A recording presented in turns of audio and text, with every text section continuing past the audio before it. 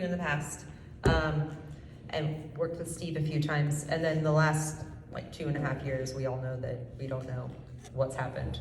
So when we were asked to come to tonight, I think it was Rose that had agreed to come to tonight, and she was gonna come up with a nice little thing to talk to you guys about.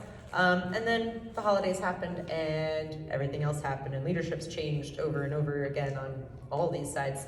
So we just decided maybe we would just come back and touch base, see where we're at, maybe do some like questions, answers, kind of talk things out together. I don't want to sit here and talk at you.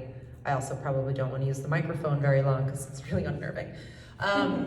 So I didn't really have a huge plan as to what we were going to talk about. So I did just bring 2 things that if we have like weird cricket moments that we have to fill, that we can talk about it. But one of those first things is a Dutchman parking area that we worked on with Steve. And I believe Beth was there a couple years ago, and it is in NEPA right now waiting for its review. That is supposed to move away from the 203 pit. You guys, I don't know what you guys call it. What do you call the gravel pit? Oh, the gravel pit. Yeah, that's a fun place, isn't it? The gravel pit. So we call that the 203 pit. We have a lot of long-term campers there, and there's really no way to get that area under control. So I think talking to Biff and Steve, we moved it across the road and are expanding an OHV area, so you no longer have to cross the 88 to go. So I know, it's amazing news. I'm gonna tell everyone, I got an applause. I know. It's really, yeah, we're really excited. And then obviously we know we still have the issue with First Water. Nobody wants to take their horses down that road. And we haven't quite figured out how to get around that because that's just the nature of that road. But we're still working on it. So obviously we're hoping that you guys are going to continue to work with us on developing this, which I print off 20 copies, and there's like 19 of you here. So I'm gonna I'll pass those out to you, and you guys can all look at it. It's a zoom in on the maps. If you have questions, just let me know. Other than that, questions and answers. So yes, historically, the backcountry horseman works for the Forest Service. We got to keep our trails in order, and we have really been working with a couple non-motorized as well as motorized groups in a lot of areas. The loudest, busiest group so far pretty much has been the mountain bikers, and I know that historically mountain bikers and horses have it's been like an adorable little clash that we're still working on, trying to make sure that everybody's on the right trails going safely. So if you guys know the Haas Trail Alliance at all, I know that they've been really trying to work with more equestrians to make sure that we have people on bikes that know who they're giving the right of way to, as well as maybe trying to keep the bikes and trails that are more bike suited and create more trails for equestrians that are more equestrian suited. Any questions? How big is that parking area going to be across the pit, the gravel pit? Oh, it's probably about half the size of the gravel pit, but without all of the ponds and trees in the middle of it. It's currently pipe railed in so that it's for OHV and it has access into the Bulldog area. There's a gate there. But I think what we were going to expand it like another 100 feet out. It was really just to go deeper into the forest. So that's just waiting on its arc. So what trailer parking? What you're talking about is the area to the Bulldog Canyon entrance, or are you talking about doing a new parking lot straight across from the 203 pit? No, so the Bulldog Canyon entrance, it's called what do they call it? Dutchman parking. The Dutchman parking. Dutchman, yeah. So you're going to expand that area? Yes. Gotcha. That's the one. So you don't have to go quite as far up on the 203, it'll be before that. So in other words, for us to trail ride out of there, that's the entrance that you can get into Bulldog Canyon by motor vehicle. Just up the road from there, there's a horse trail that cuts off at an angle and goes right into the area where we pick up and start going down through the canyon. Well, okay, so when you're talking, are we talking just past Usury Park? Hey Daryl, do you wanna? I just want you to know that your outside voice is as weak as mine. So, when you look at, on this map here, okay, everybody get this map out.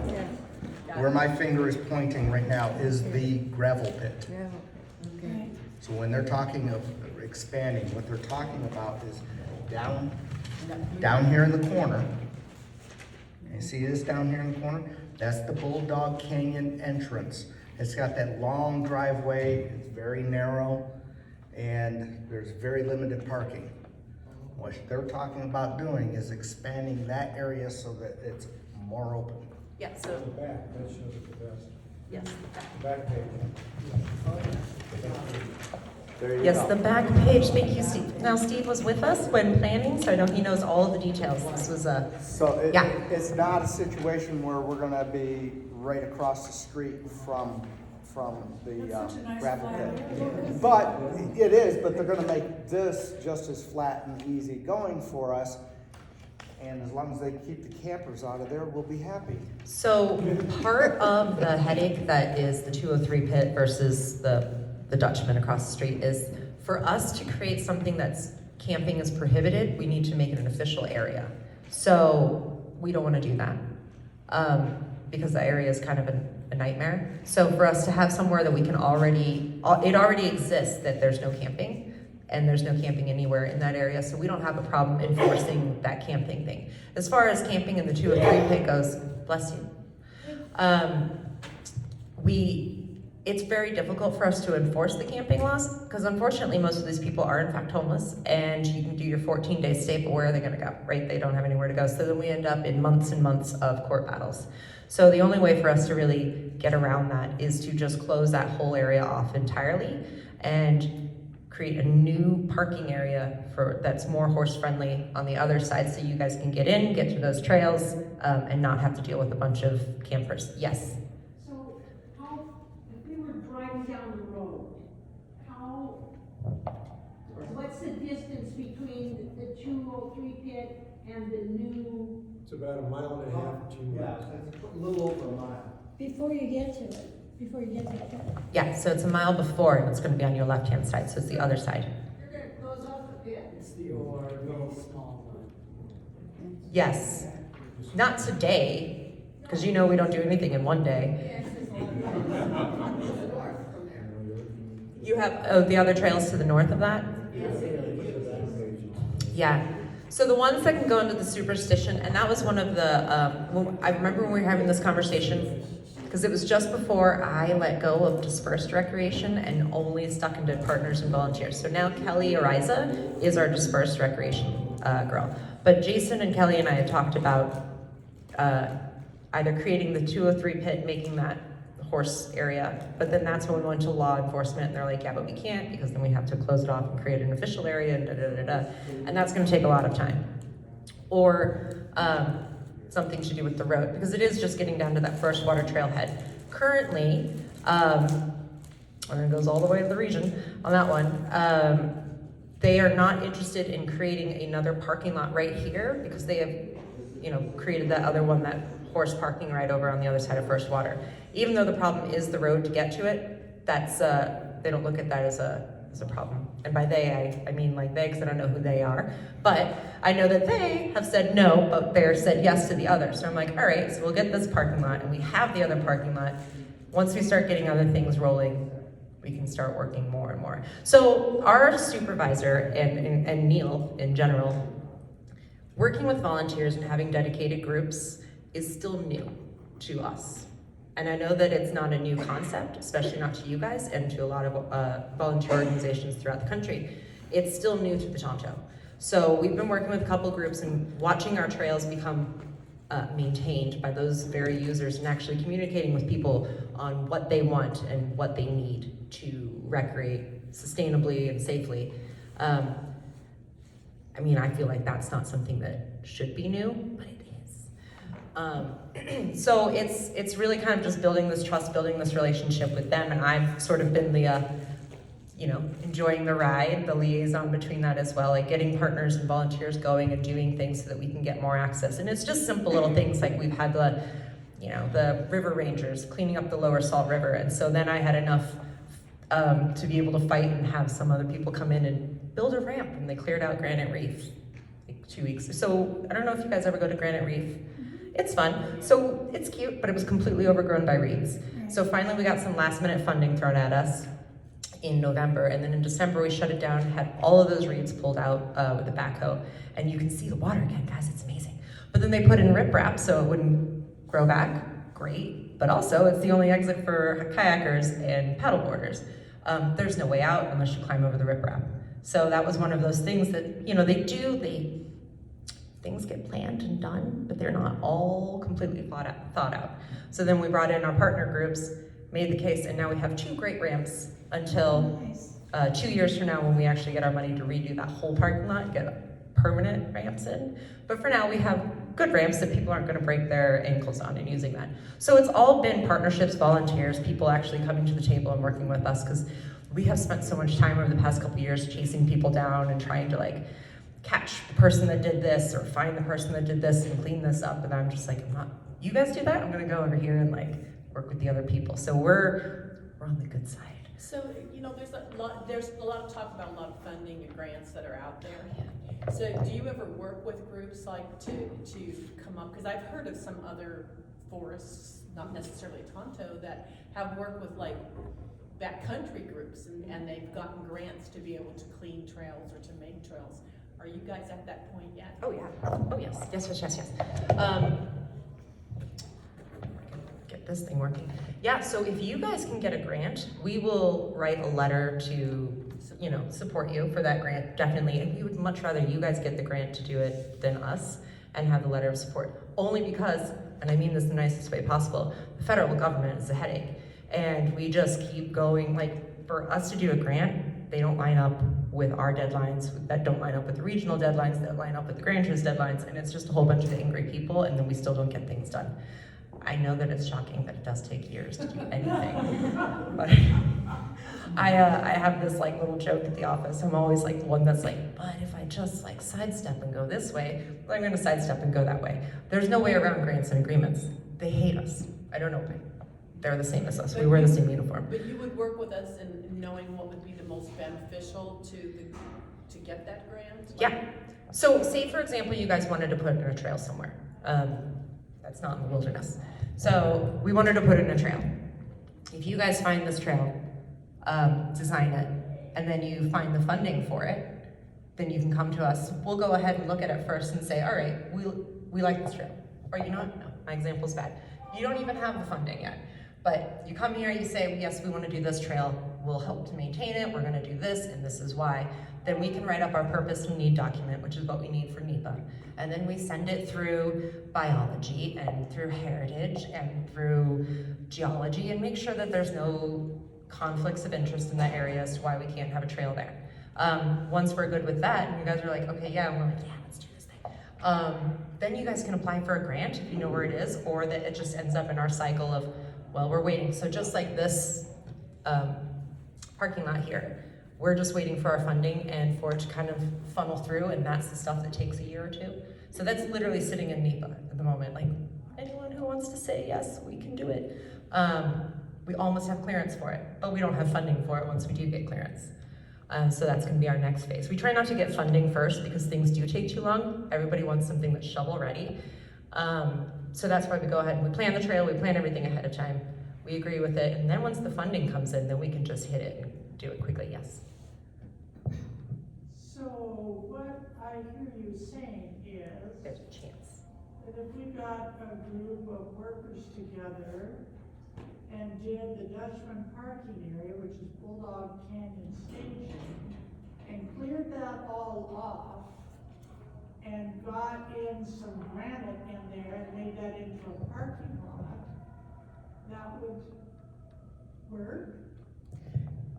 Soon as NEPA says it's okay. We're just waiting on our final stage of NEPA on that one. But yeah, as soon as the heritage, as soon as the archaeologist says that, yeah, there's no sites in this 100 feet, which we're pretty sure there aren't, it should be fine because it's all been pre-cleared. But archaeology is what we like to refer to as our funnel.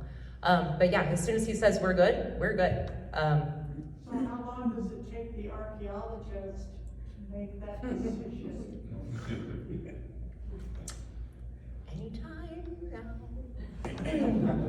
Anytime. The reason I'm asking, and this goes along these same lines, is that for the last 20 years, Mason Horsemen's Association worked with the Tonto Forest Yeah. with Houston Mesa.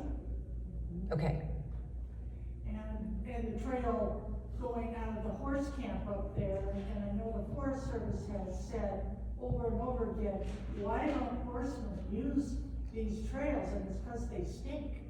And they stink because OHVs have ruined them, completely terrorized that area.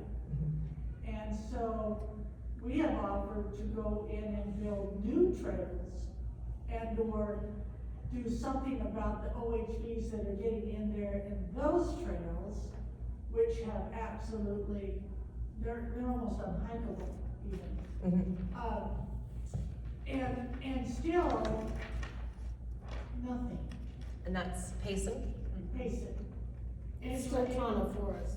Yeah, all of those districts. So, and I guess maybe I'll just throw this out because it's something that for me is like kindergarten, but you guys maybe don't know. Okay, so we have our forest supervisor, Neil. And then below Neil, we have 6 districts technically, but we just say 5. So we have the 5 districts. Those district rangers, those are the people that make decisions for those districts. Neil has to defend their decision. And if something happens like Salt River horses, becomes a very political Washington issue, we all pull away, and that just becomes a forest supervisor way above my pay grade situation that I don't even get to know anything about until I have to clean up after it. So Payson has just recently, I think this past fall, got a new district ranger and a new deputy district ranger. We have what do we have? We have a Matt. There is one Matt, and then there's another guy, the deputy, and he's awesome. Yes, Daryl. Oh, he's a really enthusiastic, like, I have something to say. Okay. Yeah, so Matt is one of them, and then the other one, I can't think of his name right now, but he's another guy. He's there. He's really into volunteers, which is why I know that,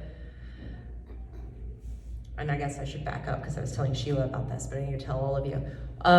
The Tonto National Forest has one partnership coordinator for the forest, and they are the ones that will do things with like trail, which is Tonto Recreation Alliance, or any kind of like large funding groups, NFF, NAU, that sort of thing. She does all that stuff, and so she can oversee the whole forest and those agreements just there. I am your South Zone Partnership Liaison, so I got Cave Creek, Mesa, and Globe, and I oversee the volunteer program. We, in Mesa, have the only volunteer program on the Tonto Forest. However, there are a lot of volunteers, and they're not just here on this forest, on our forest, in our district anyway. So Rose and I have been really like expanding and trying to build a more solid base of certain groups, because we're just trying to make sure we are touching each community as best as possible. And right now, Rose, Brooke, who is the partnership liaison out of the SO, Rose, Brooke, and I have been working on trying to rally for a North Zone partnership coordinator, as well as a volunteer coordinator for the North Zone and the South Zone, because that's really what we need. Like, there's only 3 of us. We're going to all of the events. We're doing all the things. It's too much for 3 people, and I don't think they understand how much volunteers actually do. So one of our presentations to them this year is actually showing, like, in the 2021 volunteer season, our volunteers did over $1.5 million worth of work on just the Tonto National Forest, and that is just the South Zone. So that's a lot of money. That's a significant amount of funds. And I don't think that they're seeing that all the way up at the other office. So right now, I hear you.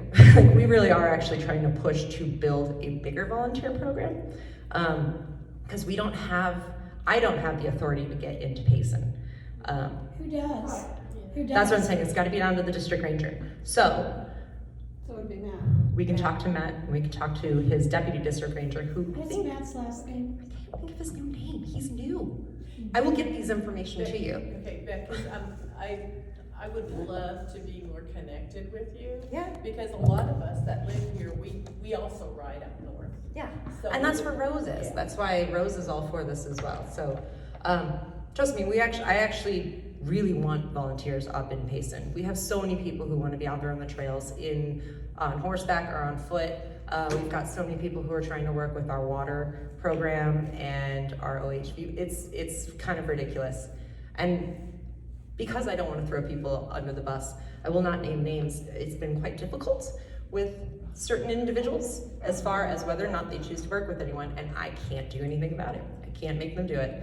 So, Who can? Matt? the district ranger, their district ranger, yes. Do you know Matt, Sheila? We're gonna She get to keeps know saying him. it like she knows him. She's like, Matt and I are having breakfast. I'm gonna get to know him. So can we talk about a little bit about the process of what we can do to partner to understand where you would like us to focus? There's a lot of trails. They're not all marked trails. They're, some of them are trails that are well used. One of that came to mind, we had talked about Stewart Mountain, which is by the Salt River, that area. Yes. So a lot of people use that, and there's some real dangerous zones in there. Are you guys, We were told that is a system trail, and so that Not a it system trail. was taken off what of does our that mean list. to you? What does system trail mean What to does me? it mean if it's not a system trail? We shouldn't go there, or? It means that we don't have the authority to maintain the trail that we don't recognize. Okay. If it's not in the system, we can't maintain it, which means it hasn't been surveyed. You can't maintain it. You can't Nobody either. But a volunteer It- group can maintain it. No, so if you guys were to maintain a trail, that's not a system trail, not that anyone's going to bust you, but if somebody did, you actually don't have the authority to work on a trail that doesn't exist in our minds, right? As far as we're concerned, you guys are just out there digging up the desert. That's what they would say. Even though those trails have been used for decades. Even though, yeah, trust me, I know, I've been going through this. We had a trail guy that just went in, and he went through a whole bunch of trails, and like the Fondie, that little Fondie loop, hasn't never been in there. And that trail's been in there since 1982. So I know that trail's there. They're like, but it's not. Like, except How do that you make it's it a not. trail? It's got signs. Like, there are signs that talk about what mesquite bosques are. Like, this has been here for a really long time, but we didn't have it. So how do you make those a How trail? did that fall off the radar or the map? Because if there's signs there, somewhere, somehow, somebody recognized it. It was put in not by the Forest Service. It was put in by the Arizona Lottery and Game and Fish, which is really cool. We love it. It's a great trail. I've been revamping it, trying to get it back to, but we don't have any record of it. And this is kind of funny, and I blame a lot of things on this. I don't even know if it's true, but we had a system that we called the O Drive, which was where all of our paperwork went. And then about 5 years ago, they transferred us over to Pinion, and whatever didn't get transferred to Pinion is gone forever. And I do believe that there are a lot of records that are gone forever. That being said, anything written down is sitting in the warehouse. We have it all on writing. We have to keep it all for 50 years. Yeah, a lot of paperwork to look through. Yeah, go. I know. I've been doing cactus restoration up on the Four Peaks, and it's been the same thing, like trying to get the archaeology. I'm like, well, we put in a pipe rail, like we cleared it. They're like, well, I don't have it. I'm like, but I have the decision memo saying that we did it, so I don't know what to tell you. So let me get this straight. Let's go back to Bulldog Canyon staging area. We're waiting on the archaeological Go ahead. survey Yep. to take care of that area before anybody can work on it. Is there some way you can notify us as soon as that archaeologist says, yay? Yeah, yeah, I absolutely can, and I will. And I will put it in an email tomorrow, and I will CC you and Sheila on it. Shirley and Sheila, my pen's over there. Geniuses, man. Anyhow, I will send it to Travis tomorrow just to remind him that we're just waiting on this. Oh, thank you. Thanks, Sheila. That's your fan. That we are waiting on that, and just to see if it's anywhere near, I can just ask him where he's at, and just see if that sort of like jogs his memory, like, oh, it's here. Doesn't hurt. I didn't know that. I asked Kelly Ariza today about this. I was like, hey, I'm gonna talk to Backcountry Horsemen. Anything you want me to talk about? And it's funny because you talk about Stewart Mountain. We had one of the mountain bikers proposed for equestrians, which I think is funny. He's like, I don't know if any of you guys know Sean Stenmark. He's kind of that guy. Does all the things, but he wants to do a around the Stewart Mountain trail, and then there's like a couple little connector trails, and I'm pretty sure that they all exist already. They do. We just want to officiate them. So That'd be good if they did that. he put it in, but the trail guys were like, well, that's not really a biker trail, and so they're trying to stay in their lane. But that's one of those things that if we all worked on together that you guys brought up that's something that we can work on and probably go ahead and still get you guys. There isn't any reason that we wouldn't be able to get you guys the same sort of agreements that we have with the Haas people.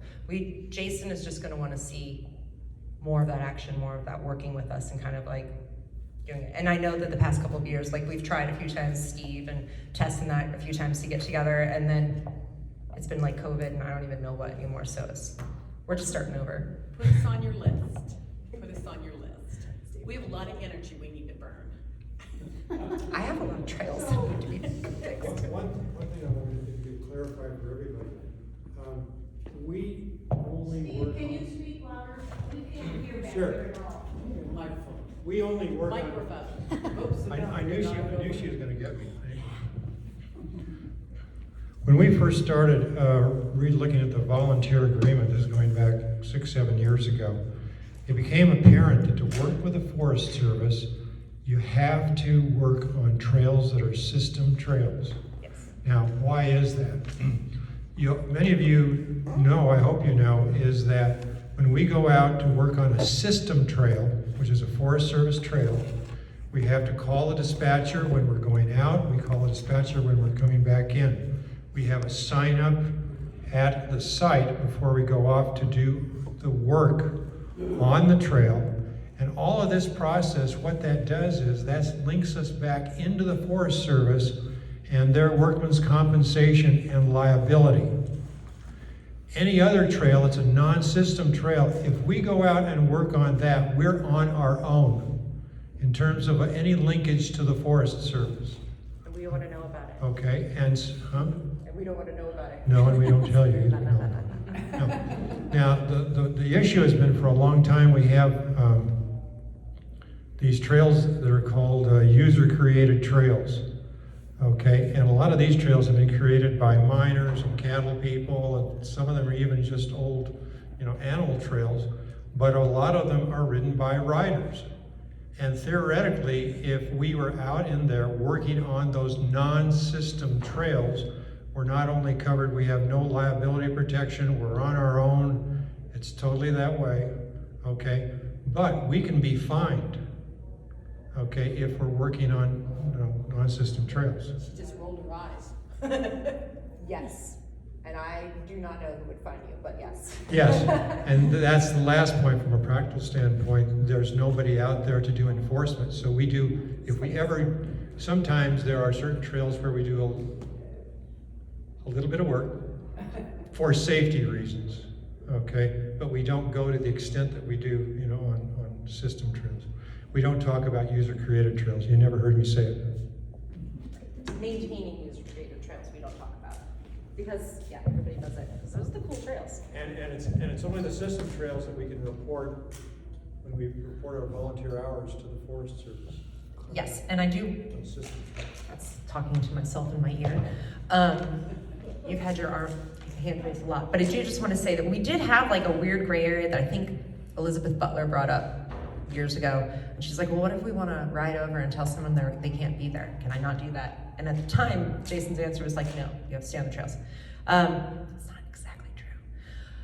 You're not maintaining that trail, that if you ride over there. If you see someone go over there and you are verbally explaining to them like, hey, this isn't part of the system trail, this is the wilderness, please respect the wilderness, kindly move back. Just a nice way to talk to somebody, it's fine, you guys can do that. It's your public land, so you go where you want, but do not maintain the trails that don't exist.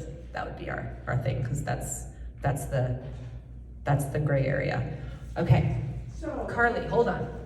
Poor Carly right behind you, sorry Pam. She's like raised her hand like 10 times and me. It's Kathy. Kathy, sorry. I have to tell her that I went to the Payson Ranger District last year, and I was told, as a horseman, not to even go up there, because there's so many motorcycles and ORVs that we would not have a good time during the golf. So, Where? The campground up in. Oh, the Payson one? Okay. but anyway, she was on. She said don't go to Houston Mesa, don't. you said somebody at the Forest Service told her Up that. in there. So, yeah, the Forest Service told me. I was looking for places to ride up there, and they just said, don't go up there, because It's there's a so many shame. up there that you will not enjoy yourself. Yeah. But I wanted to talk about the 203 pit again. Okay. And what I was raising my hand about. So we're looking probably at 2 years or so before anything dirt leaks, probably in the new. Before they shut it down? No, before That's right. you start work on the new area. No, it'll be before that. We might be able to, Kelly was hoping that we'd probably get something scheduled for the fall. It might be a bit hopeful to try and get something done in the next month before it gets too hot, and then it's like, why would you do it, because it's awful out there. So Kelly was saying that she's thinking we can start getting this planned for the fall. So I know that because it's been in NEPA for a while. It's not near the top of the funnel. It's like almost out. But it's also almost 10,000 degrees. So that's our next. By the way, the Forest Service brought us this idea. No, seriously, because we've been working with the Forest Service on many different things. And one day, I think Daryl, were you with us when we went over there? When the Forest Service called us over, they said, we had this idea. It was you, Biff, and I. We sat down, and they said, hey, how would you like a new place? We fell off our chairs. And, we thought we were going to get grilled to death. But no, we had a great conversation. We went out and started looking at it. And they followed through on the NEPA. And there was a question about whether there had already been a pre-existing NEPA in the bowels of where you keep all your records. In the O Drive. It's dead to us now. Kathy still has a From what question. I understand, those trails out there that we ride on across from 203 pit, they're not sanctioned trails, right? That's correct. So, Let's just stay on the dirt roads that are active Forest Service roads. So the Bulldog area and the Goldfields trails in general, they scare me a little, but only because, okay, so we're all scared. And that's one of those things, because we've had a lot of people a little bit further south. We've got some established non-motorized trails that are further south, but then they hit the 10 road, so they kind of like do tie into the Bulldog chaos. And then I think those trails are all north of that. But it's like, make sure you say your prayers before you go out there, and like, wear clean underwear. So, it's scary. you guys have no control over what happens out there with the alligators, is that correct? 'Cause It's this wonderful world where motor and non-motorized come together. It's very scary. So yeah, we don't really have, we have control, but obviously not control. It's, because, we've had horse trails out there. yeah. Now, they are riding, if there's one trail, then they put one side by side in the trail and drive down the road and just tear everything up. And pretty soon, we're not gonna have any trails out there because they're gonna be all ORV roads. So a lot of these things can be mitigated, and that's one of the things that Kelly, I know, has been working on. She's been trying to fix the areas that are sort of the low-hanging fruit, if you will, for now, and trying to keep people out. But the Goldfield area, those trails, the trails that would come out of Bulldog, all of those trails, like, we can line it full of boulders. We don't want to put pipe out there everywhere because it'll look awful. But we can put boulders in places. We can try and do things. And honestly, part of my plan is to increase our presence out there through volunteers and through seasonals and that, because our budget's cut. Like, we don't have anybody to do any of the work anymore. Like, this is it. We live in our office. And so that's sort of one of those things, is they don't understand how important volunteers really are, because we can't maintain our own trails, and that's the worst part about it. So going around and working with people, getting them more involved in their public lands and using their trails, like, that's really the only way these things get done.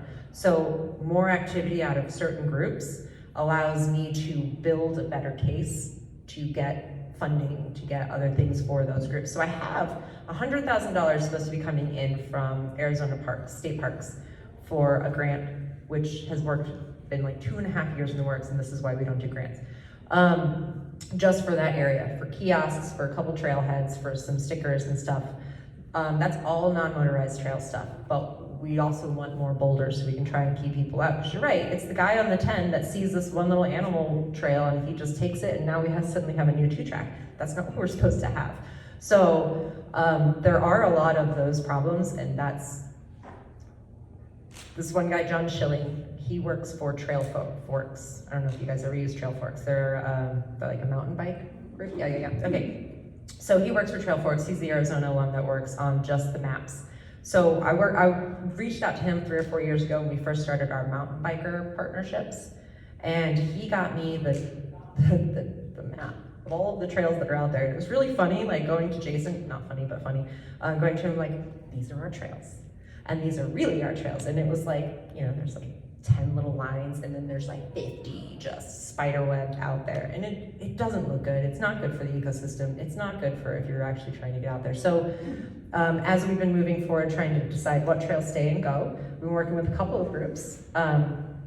They've been out there maintaining the trails that we have designated and redoing. We've got a couple of rerouting, and those are more in the other Goldfield areas, not so much near the Bulldog, but right now, that's what we're trying to get in order, and then we're slowly just expanding it out. But it really just comes down to just needing more people to help us. So, I'd like to ask, across the street from the 202 pit, Uh-huh. there used to be a fence, and we had an area about this big to run through. Now the fence is gone, and they're driving over there. The RC So car we need people? some boulders there, so that it's not an ORV, you know, they're parking over there now, and it's just gonna become a gravel pit sprawl across the street, and the side-by-sides and stuff are already driving out there. Yeah. So we need a couple boulders to keep them from driving over there. I So don't that's know definitely why- something we'll talk to Kelly Ariza about, because that's the sort of thing, obviously, any vehicle that goes in there has got to, that's the Bulldog area, right? You've got to pay the fee, you've got to get the code, that's why we have those gates. So if they're cutting through there, then obviously that's something that we're gonna have to get on You can anyway. I know we have the RC car people, like they park at like Needle Vista, and then they walk over and they ride. If you Store park home. in the gravel pit, and just walk across where we roll, you can see now it's starting to be a roll over there already. That's Okay. how it starts, you know? It's just always how it starts. Yeah. Well, that's one of my questions, and especially like at Houston Mesa, those are, a lot of those trails are non-motorized trails, but they just go anyway. Is there something we can do as a backcountry to help keep them out? I mean, if we have to go buy 3 boulders and put them across the road, you know, Leave a couple bodies out there. I mean, is there something that we can do to help you to keep the motorized people out of there? Yeah, so I can't speak for Payson, because I don't know the area very well, and on top of it, I don't get to work there. But, yeah, those are things that we would like to work with you guys on. So, how about we say this, like, go ahead and make the list and send it all to Shirley or Sheila, and make the list of all of the things that we have problems with, because then that's something that I can actually communicate to other people, like, this is where they are willing to help, this is where they want to help. Go ahead and list your, like, top 10 needs. We know that we've got this, we're working on it. Doesn't mean we're gonna get to them all right away. So would you also like to have, what our plan would be to, okay, we know motorized vehicles go here, this is what we would plan to do to stop them? Well, they might help us with the plan. Well, Yeah. or, you know, Well, I mean, Do we you can just want go that, ahead and or- say, like, these are the trails, and just say these are the problems on the trail. So if it's motorized use, then that's something that we can easily address. And yeah, we can go straight in with boulders, we can try pipe rail, we can try a couple different things. We'll have to go through Payson, see what they want to do. the But problem yeah, with Payson is they put up wire fence and they just cut it. I know. So it It's a has to cheap be fix. something. Boulders are fun. The problem with boulders, and this is also the problem with non-motorized trails, is e-bikes. And I know that sounds really dumb, but now e-bikes have started to bridge that gap between what is a bicycle and what is a motorcycle. And so now I've been everyone's running like, into you, them already, we're already running into them. yeah. And it's, the mountain bikers are complaining about it too, because, you know, at the end of the day, like, you spend all this time, like, riding, and you get up the hill, and, like, oh, some kids taking, like, their friends up there, and they left all their beer cans, and you're like, people work really hard to get all the way up here. It's not for you just to ride your little scooter. Yes. So, let's talk about Cottonwood Springs. Okay. It's smashed to smithereens. Yeah, My we need to- ATVs. You know where that is? Because we call it things sometimes different than what others do. On the map, it's the Cottonwood Springs. Pardon me, on the map? It's Cottonwood Springs. It's a beautiful spring. Yeah. It's in a rock. Well, It looks like a bowl. With that whole thing is just run over and And it used to be beautiful. Guess I don't get out of the office anymore. They're making me really sad. All right. Cottonwood Springs. You It's say it's on the really map that way, close Bear to, Deer? the numbered road. We'd love to fix that. We would love to bring big boulders in there. There was a ATVs beautiful would spring ruin there, it some. was beautiful green, They've, trashed. they've turned it into a mud bog now. Yes. Because environmentally even, you know, from that point of view, It is an old seat spring Mhm. that had a box on it for collecting the water. And now they've gone through there and they've plowed through it with 4x4s and now they are going in there with their quads and just tearing the riparian habitat all through that. So maybe what we need to do is really, as a group, sit down and figure out the top tens, right? And like, star by the bigger things, because. Actually, a historic site was accessed by the Bulldog Station. I would doubt it, yes. Yeah. So we've. It's good that add that to your top 10 like bullet points, so we've got that, and like bullet point, like historic site, because then I can get Travis on them and everybody stops when the archaeologist yells at you, and I don't know why, that it's all for him. Cottonwood Springs is a source of water for the surrounding area. Yeah. If they keep doing what they're doing, they're gonna drive that spring into the. It's kind of interesting too, because so many of those ATV and UTV guys are hunters, and the hunters pay for half the springs through the game and fish and through like all of our, I don't understand, like it's just, it's weird to me, but okay, so never ask why, let's just not ask why. We were down there on a horse ride, the only reason I know this for a fact, because we saw it. Uh-huh.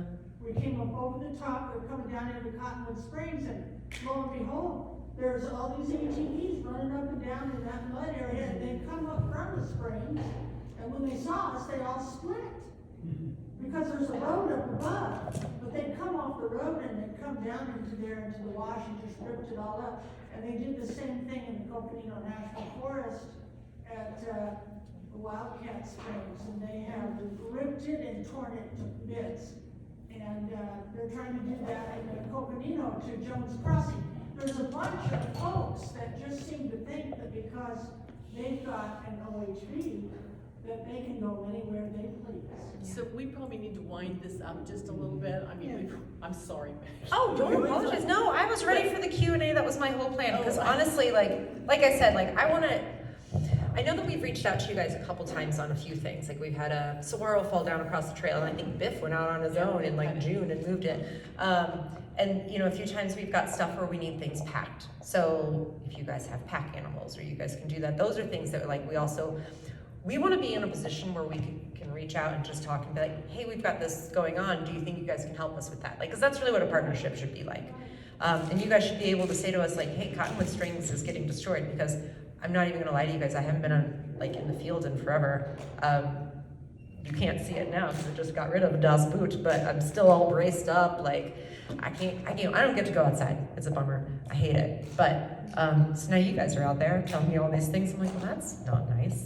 Cottonwood Springs would be a good one because it's environmental, it's water. I mean, you could bring in the archaeologists, the history.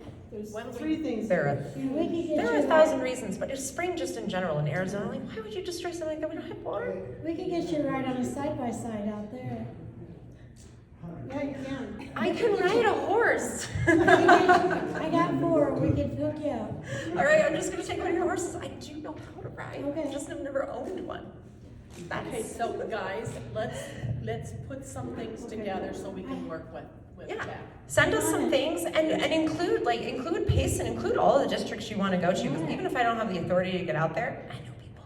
And I'm very happy to, I'm not gonna lie to you guys, have this extra fuel to be able to say to them at the SO, I need the ability to get into Payson so that I can get our volunteers out there. Because you are not the only group by any means that is trying to work in Payson. But they tried to do a collaborative of volunteers running themselves, working with the forest, but nobody was talking to the forest and nobody had any permission. It just fell apart. And they're like, well, we tried, but we failed. I'm like, well, you didn't try though, did you? And they tried something else. But it's all new people there now, except for a couple, but it's all new leadership there now. And if you guys want to talk to us, tell us like, okay, this is the problem and we want to work on it, I will bring that to the district ranger. I will take you. We will go to the district ranger and be like, this is what we want to do. And I can't imagine why he would say no. So, in fact, there's no reason as to why they would. So, let's go ahead and get those things on paper. Let's talk about what we want to see, and then we can go ahead, like, make a plan, say a problem, and if you don't have a plan for something that is a problem, bring it up too. We can always, you know, try and think outside the box. Somebody out there has a solution, right? Like, there's always someone with a solution. We just have to talk to them to find out first. So please put it all in paperwork. And then additionally, since you want to wrap it up and I'll go, I did bring, bless you again, allergies. Yeah, they're fierce right now. I look like I've not slept in months. It's fine, I have. I have a couple, we have an adopt-a-trail program in the Superstitions. Most of them are all hikers, but we have a decent amount of trails that have not been adopted. And we need them, so if anybody is looking for, if you guys are looking for trails, I can send them to you to let you know, like, Yes. Yes. Yes. Yes. yeah, yes. I think that she. We had like 14, but we went up to the mile, trailhead, those trails are just gone. They haven't been worked on in so long. Which one's those? You go to the mile, when you go through the mine to get to the trailhead. Bob Bay Superior from that side. Okay. Superstitions. Also on the Superior And we side. sent a group out there and they couldn't find half the trails. Okay. There's supposedly 3 trails out of there, so those you could probably just cross off your list, they've been overgrown and. They're just gone.